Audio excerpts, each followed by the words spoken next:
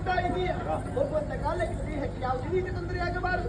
ಅದಕ್ಕಾಗಿ ತಂದೆಯ ಪಟ್ಟದ ಎತ್ತಿ ನೋಡ್ತಾ ಇದ್ದೀನಿ. ಸಂತೋಷವಾಯಿತು. ನಾನು ದಾರಿ ಬಿಡುವುದಕ್ಕೆ ಯಾಕೆ ಹೇಳಿದೆ? ಕೆಲವರು ಆ ಕಡೆಯಿಂದ ಬರುವಾಗ ನನ್ನ ಕಾವಲಿಯಲ್ಲಿ ಬಿಟ್ಟು ಹೋಗಿದ್ದಾರೆ. ಹಾಗೆ ಹೆದರಿಕೆ ಆಗುತ್ತದೆ. ನೀನೊಂದು ಆಶೀರ್ವಾದ ಮಗನೇ, ಶೋಣಿತ ಪ್ರತಿಪದಾಗಿ ಮುಗಿಲುತ್ತಲೇ ಶುಭವಾಗಲಿ ಕಂದ.